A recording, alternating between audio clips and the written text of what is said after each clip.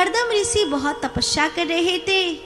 कर्दम ऋषि की कठोर तपस्या ने भगवान को कुछ इस प्रकार कर दिया।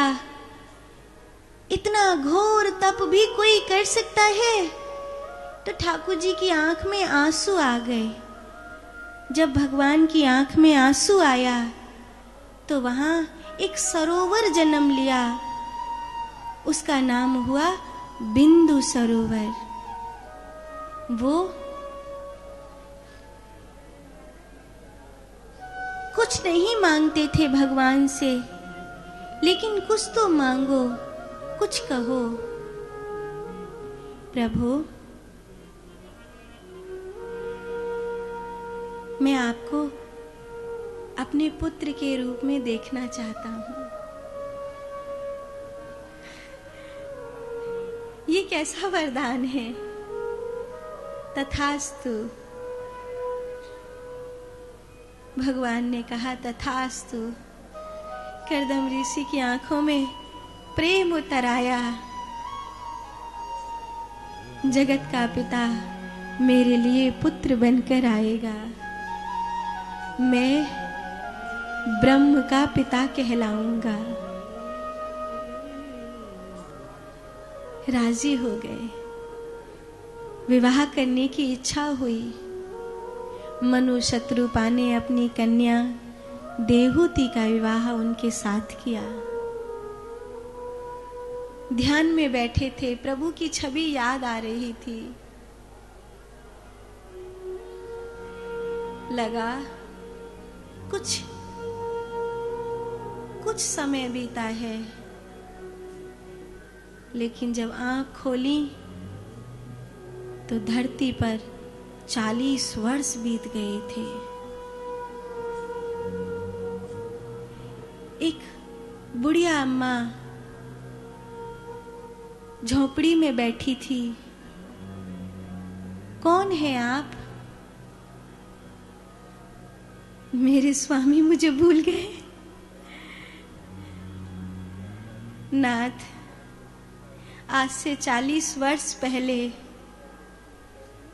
एक राजा रानी आए थे और अपनी बेटी को आपके चरणों में छोड़कर गए थे।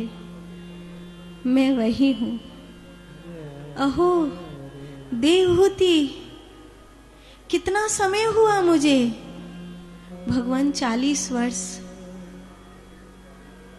मैं तुम्हारा अपराधी हूं। मैंने तुमसे विवाह किया और तुम्हें मैंने संसार का कोई सुख नहीं दिया। मुझे विवाह नहीं करना चाहिए था।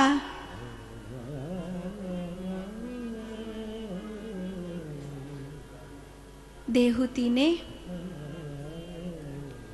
नाराज न होते हुए उनसे कहा, आप ही ने तो कहा था कि हमारे घर भगवान आएंगे।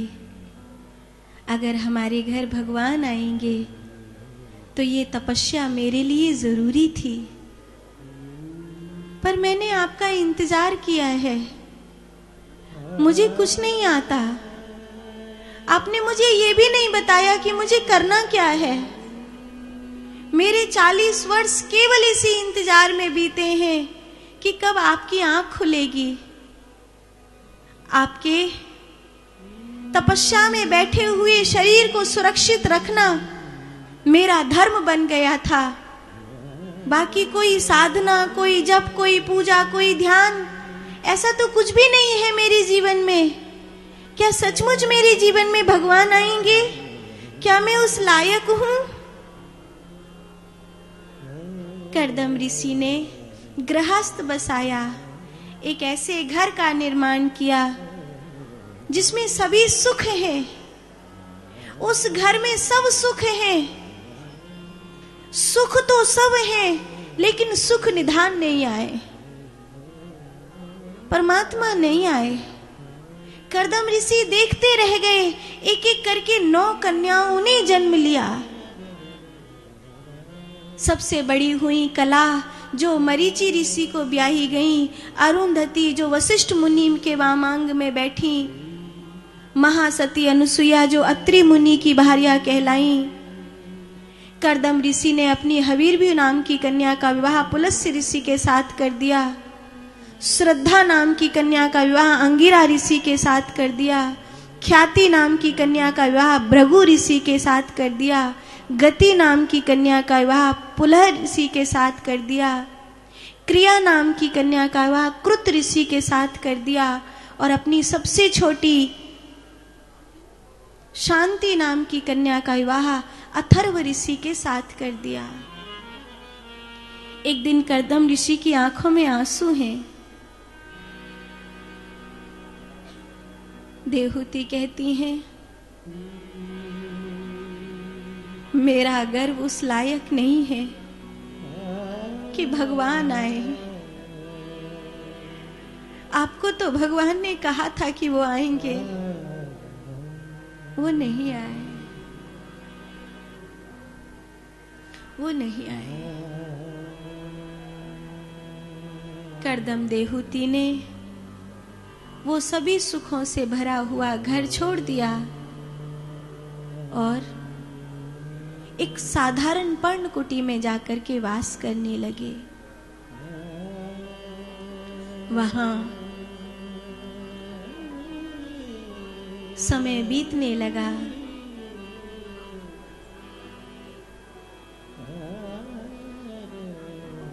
फिर एक दिन धरती पर खुशियां आईं और ऋषि कर्दम के यहाँ भगवान कपिल का अवतार हुआ। बोलिए कपिल भगवान की। श्री कपिल भगवान जिनको देखते ही तृप्त हो गया मन।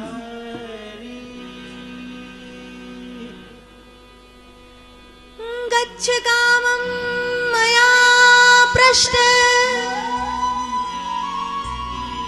मयि सन्न्यस्तकर्मणाः जित्वा सुदुर्जयं मृत्यु मम त्वयं मां भज। इस दुर्जय मृत्यु को जीतकर परम पद को प्राप्त करो। इस प्रकार कर्दम ऋषि को वो मिल गया जिसे पाने के बाद कुछ और पाना बाकी नहीं रहता। देवहूति को कह गए,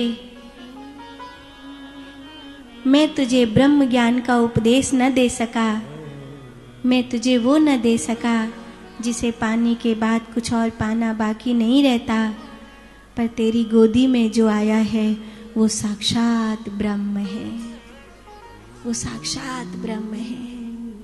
कर्दम ऋषि चले गए। देवहूति कुटिया में अकेली रहती हैं। अपने संतान के रूप में श्री नारायण का पालन कर रही हैं, भगवान कपिल का पालन कर रही हैं। अपनी मां को ज्ञान देने के लिए ही ये आए हैं। आदि गुरु कहते हैं, ये शरीर गल रहा है, अंगम गलितम पलितम मुंडम दसन विहीनम जातम तुंडम वृद्धो यापि कृत्वा दंडम तदपि न मुंचति आशा पिंडम। शरीर बूढ़ा हो रहा है, पता है कि मरना निश्चित है, फिर भी संसार की आशाएं नहीं छोड़ रहा है, संसार को बटोरना नहीं छोड़ रहा है, भोगों की तृष्णाएं नहीं छोड़ रहा है। मनुष्य, ये मनुष्य कहाँ जा रहा है? उन्होंने कहा, देखो वैराग्य लेकर के कल्पतरुवासः पेड़ के नीचे वास कर रहा है, छाल पहन रहा है, तदपि न मुंचति आशा पासः, फिर भी संसार की आशाएं नहीं छोड़ रहा है कि मैं तो साधु हो गया, मेरा तो बड़ा आश्रम होगा, मेरा तो ये होगा, मेरा तो सबको सुनाया। आदि गुरु श्री शंकराचार्य जी ने पुनरपि जन्मम पुनरपि मरणम पुनरपि जननी जठरे शयनम। आदि गुरु श्री शंकराचार्य जी के ये 32 श्लोक ज्ञान की वो पराकाष्ठा है। जब मैं छोटी थी तो गुरुजी ने ये पंजरी मुझे याद करवाई थी और हम लोग ऐसे खेलते खेलते इसको गा लिया करते थे, पर कथा में गाने की कभी हिम्मत नहीं हुई। ये 590वीं कथा है, मैंने पहली बार चरपट पंजरी कथा में गाई है। चरपट पंजरी के श्लोकों को एक आध श्लोकों को कथा में कई बार हम लोग लेते हैं, और ये ऐसे श्लोक हैं कि इसमें से कई श्लोक आपको भी समझ में आए होंगे। 32 श्लोक बहुत प्यारे हैं। आदि गुरु शंकराचार्य जी ने वो सब कुछ कह दिया जो सांख्य शास्त्र में श्री कपिल भगवान ने माता देवहूति को कहना है। यम, नियम, आसन, प्राणायाम, प्रत्याहार, धारणा, ध्यान और समाधि, अष्टांग योग के विषय में बताकर, 24 तन्मात्राओं के विषय में बताकर कपिल भगवान ने माता देवहूति के आज्ञा चक्र को छुआ और माता देवहूति के उस सुसुप्त ज्ञान को जगा दिया।